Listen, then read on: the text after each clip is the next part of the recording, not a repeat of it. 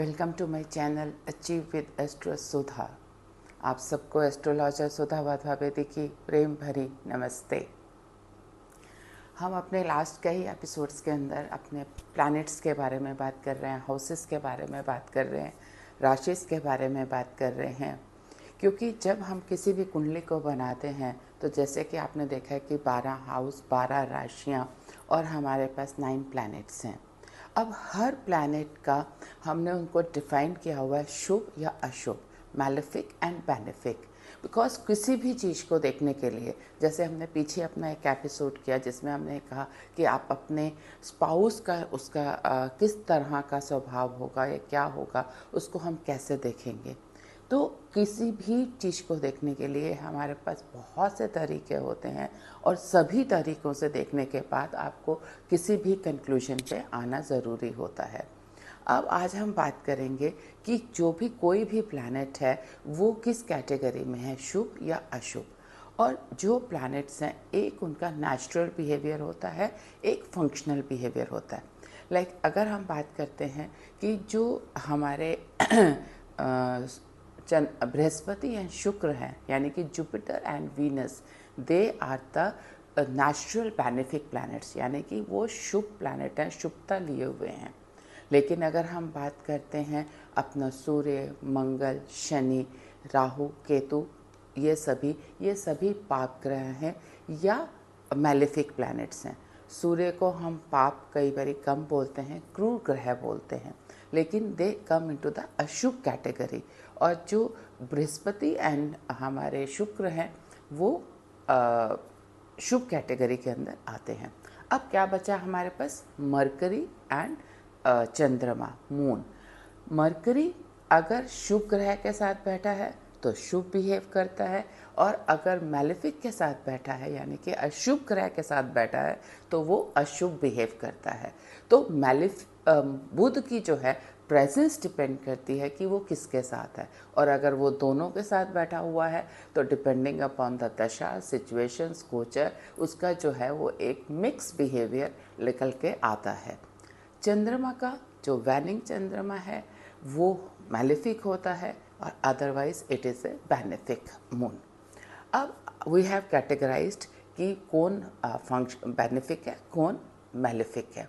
This is their basic trait, basic nature. अब you go to that what is functional. किसी भी chart के अंदर जो कि त्रिकोणा के लॉर्ड हैं, त्रिकोणा हम आपको बता चुके हैं 1, 5, 9, जो इसकी लॉर्डशिप है वो सभी के सभी फंक्शनल बेनिफिक हो जाते हैं, चाहे वो अदरवाइज मैलेफिक हैं। अगर हम जैसे लिब्रा लगन की बात करते हैं तो जो शनि है वो आपका पंचम का स्वामी बन जाता है। तो पंचम का स्वामी बनते ही इसका मतलब वो आपका फंक्शनल बेनिफिक हो गया। तुला लगन के लिए जो शनि बनेगा वो शुभ ग्रह बन जाएगा। इसी तरह से जो प्लैनेट्स 6 और 8 के स्वामी बन जाते हैं, जो उनकी प्लेसमेंट के साथ उनकी फंक्शनल चार्ट के हिसाब से बनते हैं, वो हमारे फंक्शनल मैलेफिक हो जाते हैं। तो आपको पहले तो प्लैनेट्स को ये डिफाइन करना है कि कौन बेनिफिक है, कौन मैलेफिक है। शुभ और अशुभ प्लैनेट्स आप अपने चार्ट के निकाल लीजिए। अब आप इसको बहुत सिंपल तरीका है कैसे चेक करेंगे। अगर आप ये देखते हैं कि आपने अपना स्पाउस के बारे में देखना है, तो जो आपके 7th लॉर्ड है, 7th हाउस में प्लैनेट्स बैठे हैं और 7th के ऊपर दृष्टि है, ये 3 चीज़ें आपने चेक करनी है क्योंकि आप अपने स्पाउस की बात कर रहे हैं। 7th में प्लेस्ड प्लैनेट, 7th के ऊपर दृष्टि और 7th की lordship.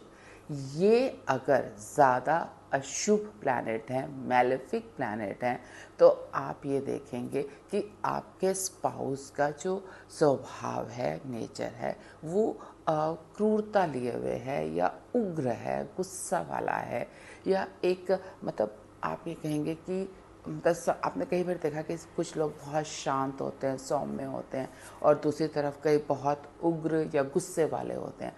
Then you will find कि जो आपके जो अगर बेनिफिक एस्पेक्ट ज़्यादा है, बेनिफिक प्लैनेट्स की ज़्यादा कनेक्शन है 7th हाउस के साथ, then the spouse will be more शांत, सौम्य, ठंडे स्वभाव की, अच्छा प्लीजिंग पर्सनालिटी।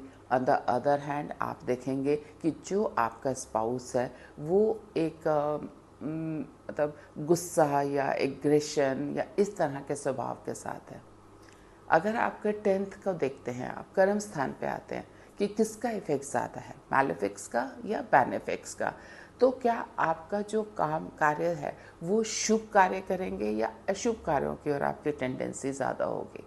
अगर 11वें घर के ऊपर आपका इफेक्ट शुभ प्लैनेट्स का ज़्यादा है तो जो आपकी इनकम आनी है, गेन है, वो शुभ काम से ज़्यादा आएगा।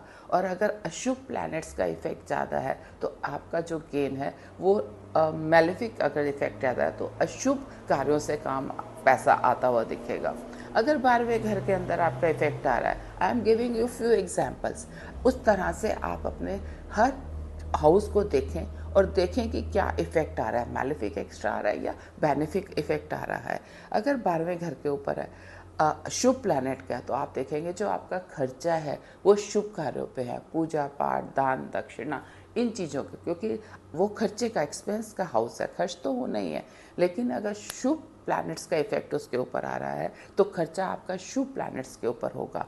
और अगर अशुभ प्लैनेट्स का है तो इसका मतलब खर्चा आपका गलत कामों पे होगा, आपका पैसा वेस्ट होगा।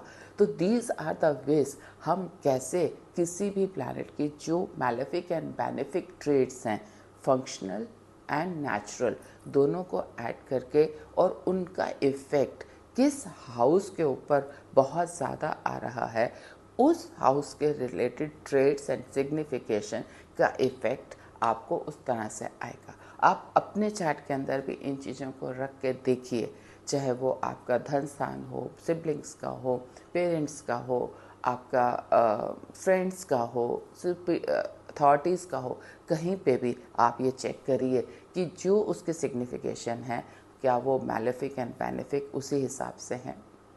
अगर आपको ये चैनल पसंद आया हो तो इसे सब्सक्राइब करें, लाइक करें एंड शेयर करें। आपका दिन शुभ हो। धन्यवाद।